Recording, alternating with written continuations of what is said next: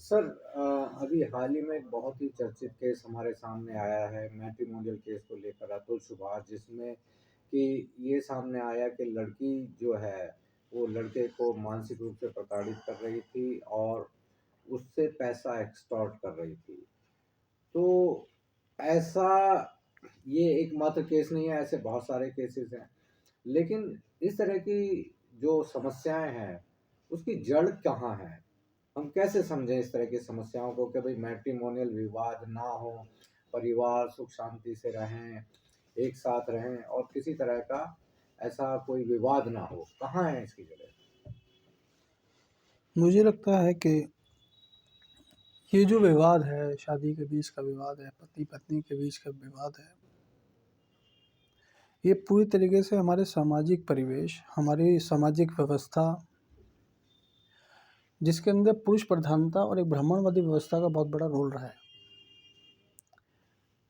और चाहे लड़का हो, लड़के का परिवार हो या लड़की का परिवार हो, दोनों ही एक दूसरे को बढ़ चढ़कर एक दूसरे को कन्विंस करने की नीयत से उस शादी जो पति पत्नी के संबंध को जो मिलाना होता है, संस्कृतियों के बीच में, जो समाज के बीच में, एक दूसरे के परिवार और बिरादरी के बीच में संबंध है, उसको एक उत्सव के रूप में बदल देते हैं। एक बड़ा सा एंटरटेनमेंट इवेंट कह सकते हैं, उस इवेंट में बदल देते हैं। जबकि ये संबंध जो है पूरी तरीके से पति पत्नी के बीच का संबंध है, जिसे हम साधारण तौर पे भी कर सकते हैं। लेकिन इतने लंबे समय से ब्राह्मणवादी व्यवस्था के अंदर खास तौर से एक उत्सव के तौर पे आदर्श रूप में नज़र आता रहा है, जिसके अंदर लड़की पक्ष है, लड़का पक्ष है, अपने तरफ से दिखावे के रूप में वो सारे प्रयास करता है, कर्ज लेके भी करता है, वो सारे प्रयास करता है कि उसका इंतज़ाम आलीशान हो, एकदम राजा महाराजाओं की तरह। अपने समाज में भी दिखाने की कोशिश करता है कि मैंने अपने लड़के या लड़की की शादी बड़े धूमधाम से इतने करोड़ों रुपए में खर्च करके की और उसमें मुझे इतना पैसा भी मिला। और इसका आपने देखा भी होगा, बहुत सारी वीडियो भी आई हैं और हम लोग देखते भी अपने आसपास। जब एक दूसरे को गिफ्ट दिया जाता है, गिफ्ट लिया जाता है, तो उसका प्रदर्शन भी किया जाता है, खरीद भी होती है एक तरीके से आपस में। गिफ्ट जो अपनी इच्छा से भी लेते हैं और डिमांड करके भी लेते हैं। लेकिन ये पूरी तरीके से एक ब्राह्मणवादी व्यवस्था का एक निचोड़ है कि ब्राह्मणवादी व्यवस्था ने शादी को और इस सामाजिक सिस्टम को एक तरीके से पूरी तरीके से पूंजी पूंजी के रूप में दिखाया है। और हमारे इसके अंदर इस तरह की शादी व्यवस्था में परिवारों का सिर्फ उस इवेंट के लिए, उस उत्सव के लिए योगदान तो रहा हो, लेकिन पति पत्नी के शादी के प्रति जो उन लोगों को हमें जो काउंसलिंग करनी चाहिए शादी से पहले, शादी के बाद, उसमें कोई भूमिका नहीं रहती है। वो इस तरीके से शादी जब होती है, उस शादी के अंदर कैसी लाइटें होनी चाहिए, कैसा प्रोग्राम होना चाहिए, कैसी ड्रेस होनी चाहिए। आजकल प्री वेडिंग सेशन भी शुरू हो गया है। तो इस तरह का जो आडंबर है बड़ी तेज़ी से हो रहा है। लेकिन सबसे ज़्यादा शादी के अंदर महत्वपूर्ण बात यही होती है कि पति पत्नी एक दूसरे के समाज को, एक दूसरे के परिवार के संस्कृति को कैसे स्वीकार करें, कैसे एक दूसरे को रेस्पेक्ट करें। इसके ऊपर उस पूरे इवेंट में, उस पूरे के पूरे प्रक्रिया में, जो कई महीनों तक चल रही होती है पहले से ही, और उसके बाद भी काफ़ी लंबे समय तक चलती है, तब तक इस पर कोई भी चर्चा नहीं होती है, कोई काउंसलिंग नहीं होती है, एक दूसरे परिवार के प्रति कोई काउंसलिंग नहीं होती है। और यही जो, क्योंकि काउंसलिंग नहीं होती है, चर्चा नहीं होती है, यही कारण बनते हैं कि एक दूसरे लड़का और लड़की के अंदर एक डिप्रेशन का कारण भी बनता है। और पूरी तरीके से शादी व्यवस्था के अंदर कुछ भी कमियां रह जाती हैं, वो लड़की ऊपर थोप भी दी जाती हैं। जो वास्तव में एकदम गलत है, क्योंकि लड़की के लिए एक बड़ी अजीब स्थिति भी होती है इसके अंदर।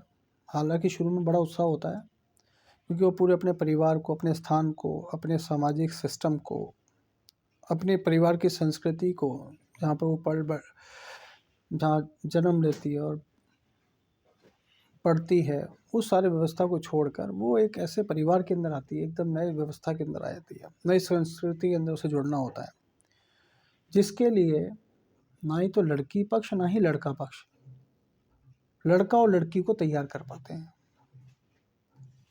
क्योंकि लड़की के लिए सब कुछ नया होता है, उसके लिए थोपा सा हुआ महसूस सा होता है कि अचानक ये व्यवस्था, जैसे ही वो 2-4 दिन का जो उत्सव का जो रंग होता है वो ख़त्म होता है, तुरंत ही वो वास्तविक जीवन में नज़र आता है। क्योंकि वहाँ का खान पान अलग भी होता है, रहन सहन भी अलग होता है, पहनावा भी अलग होता है, पास पड़ोस भी अलग होता है। तो इस एकदम अलग माहौल की वजह से लड़की के अंदर धीरे धीरे करके वो डिप्रेशन की व्यवस्था बन जाती है, और ऐसी अवस्था में पहुंच जाती है वो लड़की, क्योंकि एक परिवार के भरोसे वो शादी करके आती है, एक हस्बैंड के भरोसे वो शादी करके आती है। वो जो अच्छा रिस्पॉन्स है उसे परिवार या पति से नहीं मिल पाता आमतौर पर, ज़्यादातर मामलों में।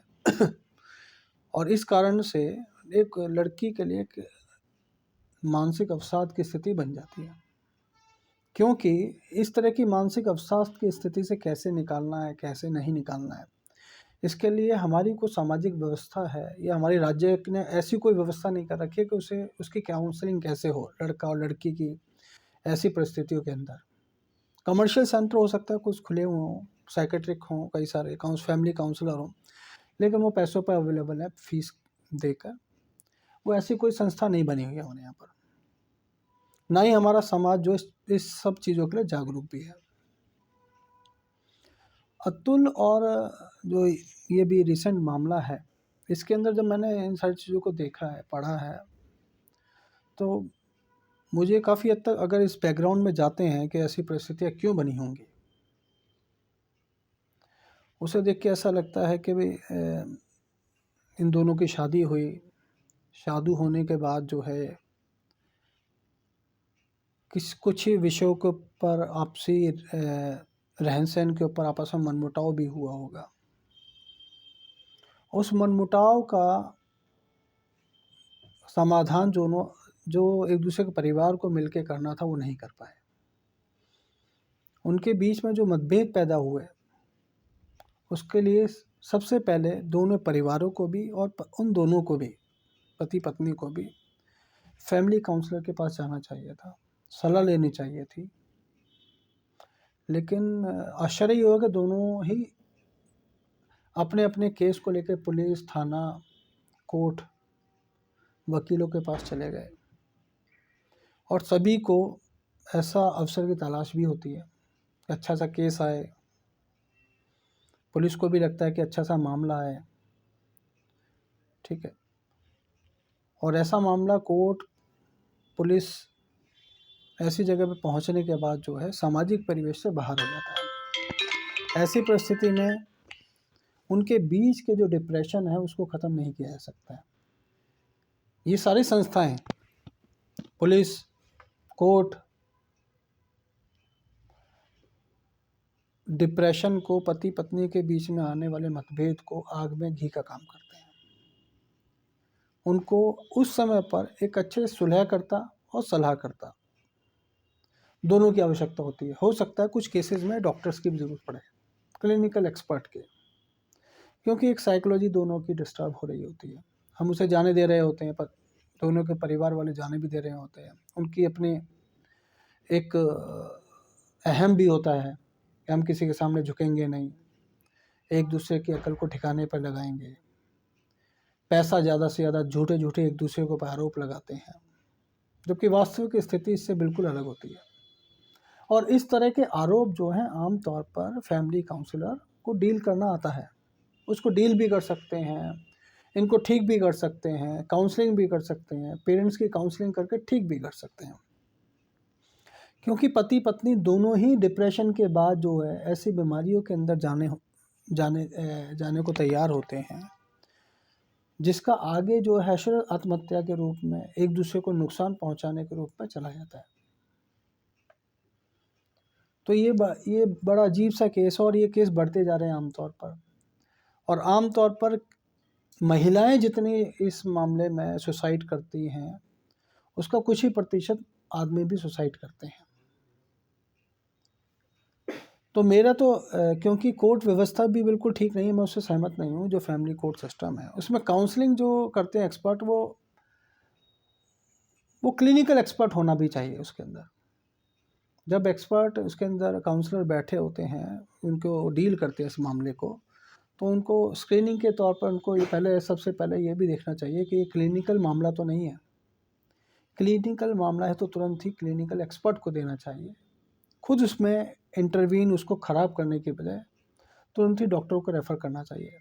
क्योंकि ज़्यादातर मामले आमतौर पे मैंने देखे हैं जो मैट्रिमोनियल केसेस में, क्लिनिकल मामले बहुत होते हैं जिनको एक्सपर्ट काउंसलर की ज़रूरत होती है, जो आमतौर पे उस पीड़ित व्यक्ति को समझें, चाहे लड़की है लड़का है, उनकी पीड़ा को समझने के बाद उसका ट्रीटमेंट भी करें, उनकी अच्छी से काउंसलिंग भी करें।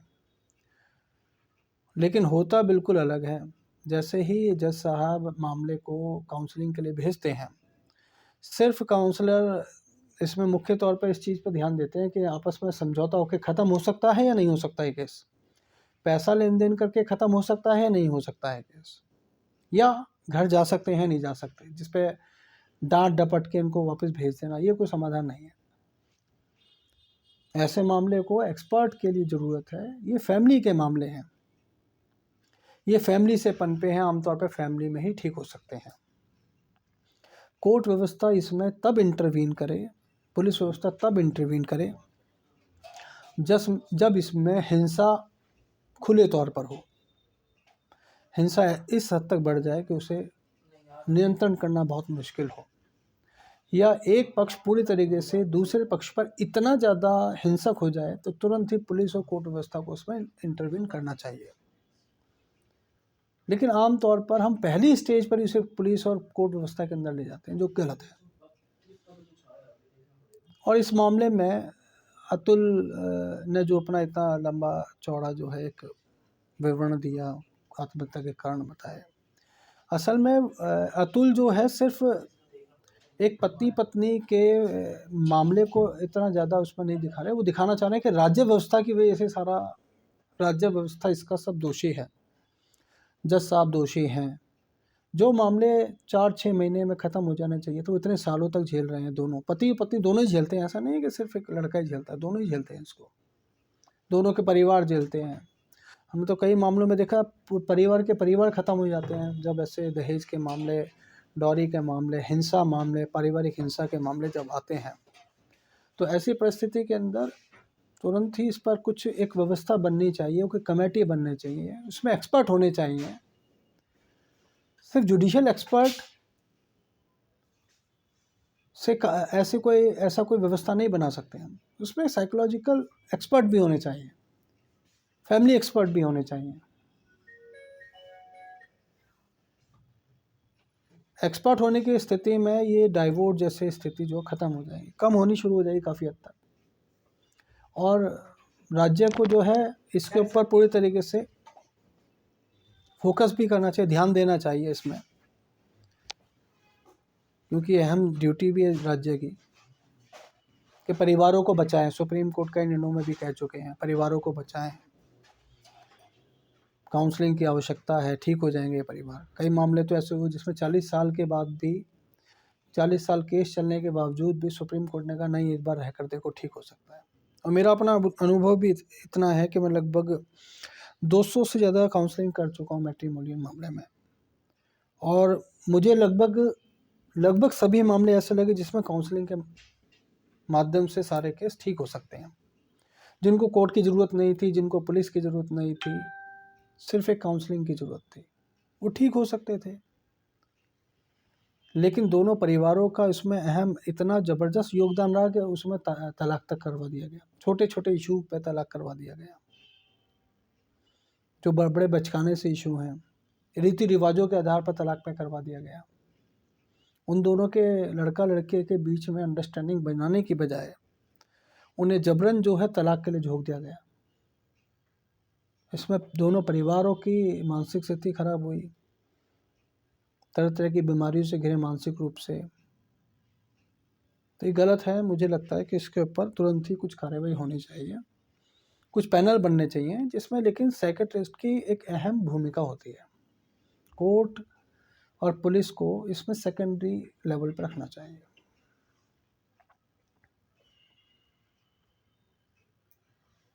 तो सर, इसमें आपने हमें बहुत अच्छी-अच्छी बातें बताई कि किस तरीके से फैमिली का, कोर्ट का, पुलिस का रोल और कितनी सीमा तक होना चाहिए।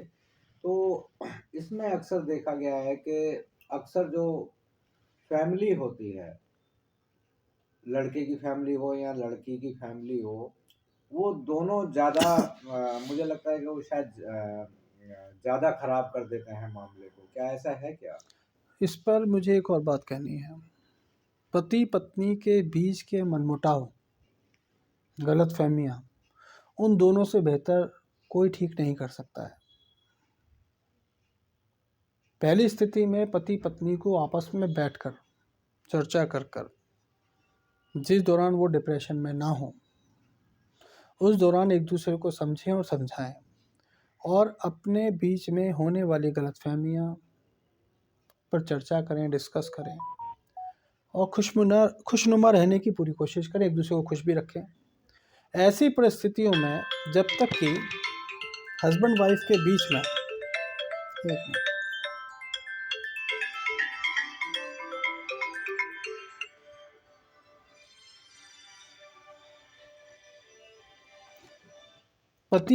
पति पत्नी के बीच में जब तक उन दोनों के विवाद हिंसक स्थिति में ना पहुंच जाए, मानसिक या शारीरिक हिंसा, तब तक तीसरे व्यक्ति को उसमें इंटरफेयर नहीं करना चाहिए। क्योंकि पति पत्नी, ये तो कोर्ट भी कहता है 1 साल तक वैसे डाइवोर्स नहीं मिलता है आमतौर पर, कोर्ट में नहीं जाना चाहिए केस। पहले साल जब पति पत्नी मिलते हैं तो आपस में मनमुटाव भी आते हैं, संस्कृति की वजह से, एक दूसरे के व्यवहार की वजह से भी। लेकिन धीरे धीरे उस व्यवहार को वो स्वीकार भी कर लेते हैं, एक दूसरे को समझते हैं, समझाते हैं और एक दूसरे के बीच के मनमुटाव को कोई तीसरा व्यक्ति नहीं समझ सकता है, वो दोनों तो समझ जाते हैं। तो ऐसी परिस्थिति में उनके परिवार या कोई भी तीसरा व्यक्ति तभी इंटरफेयर करे उन दोनों के बीच में जो उस सब में एक्सपर्ट हो, समझता हो और सुलझा सकता हो, सुलह भी करवा सकता हो और उनके बीच के विवाद को, गलतफहमियों को, उनकी बातों को व्यक्तिगत भी रखे, उनकी प्राइवेसी को भी मेंटेन करे। क्योंकि सभी परिवारों में ऐसा होता है कि तीसरा व्यक्ति या दोनों में से दोनों परिवार जो हैं एक दूसरे के संबंध के बीच में, एक दूसरे के मनमुटाव के बीच में वो ज़्यादा मनमुटाव पैदा करते हैं। क्योंकि लड़की के अपने ग्रीवांसेस होते हैं, लड़के के अपने ग्रीवांसेस होते हैं, लेकिन वो सिर्फ अपने ऊपर की गई प्रताड़ना को ही शेयर करते हैं, एक दूसरे के ऊपर की जा रही प्रताड़ना को शेयर नहीं करते हैं। और जैसा तीसरे व्यक्ति के सामने रखा जाता है वो उसी आवेश में आके एक दूसरे को डांटता भी है, उसमें पूरी तरह इंटरफेयर भी करता है और वो ऐसी परिस्थितियां भी बना देते हैं जिससे पति पत्नी के बीच के छोटे छोटे मनमुटाव को वो कोर्ट, कचहरी, पुलिस थाने तक, सब जगह तक ले जाते हैं। तो मेरा यही कहना है इस पर कि पति पत्नी आपस में बैठकर, शांति से बैठकर एक खुशनुमा माहौल में अपनी उन सारी गलतफहमियों के ऊपर बातचीत करें जिससे कि उस गलतफहमी को आगे तक के लिए समाप्त किया जा सके। चलिए सर, बहुत-बहुत शुक्रिया, आपने इतनी अच्छी बातें बताई हैं। हमें उम्मीद है कि हमारे दर्शकों को भी, जो लोग इस वीडियो को देखेंगे, उन्हें भी बहुत अच्छा लगेगा कि एक अच्छी जानकारी उनको मिलेगी पारिवारिक संबंधों से, जो खराब हो जाते हैं उनसे कैसे डील किया जाए? धन्यवाद सर। धन्यवाद जी।